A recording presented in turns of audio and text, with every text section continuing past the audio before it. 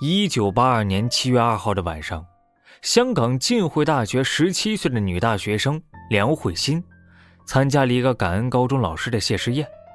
宴会结束之时是晚上11点半左右。梁慧欣一般这种情况下，她会选择坐地铁回家，但因为这的确是个特殊的日子，她的父母呢给了她足够的钱，让她打车回家。上车之后，林过云对梁慧欣表现出很强的好奇心，一直在询问她的很多信息。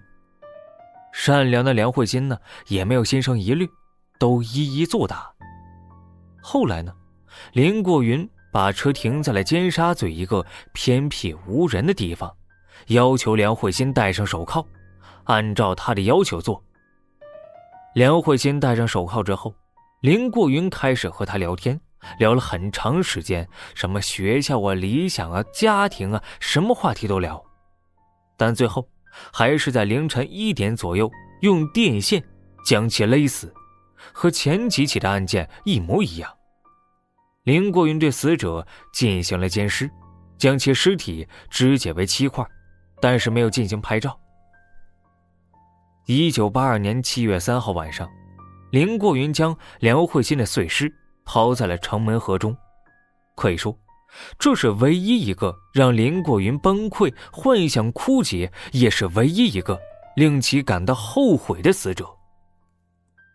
1982年8月16号，林过云来到尖沙咀某照相馆洗照片的底片。照相馆的师傅呢，发现这些照片内容看起来是像切割的尸体，十分的血腥真实。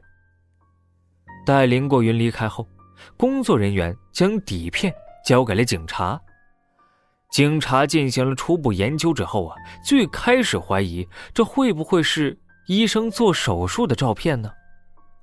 但是在照片当中也没有看到做手术用的工具，也没有看到医生，所以怀疑这是真正的杀人照片。最后，警方让工作人员在洗照片的人来取照片的时候，和门外的便衣警察打暗语。通过这样的方式，警方成功将林过云抓捕。林过云被捕8月18号，警方搜查了林过云的住宅，空气当中的恶臭，地上的头发，墙上的血液和残渣，堪称一个小型的屠宰场。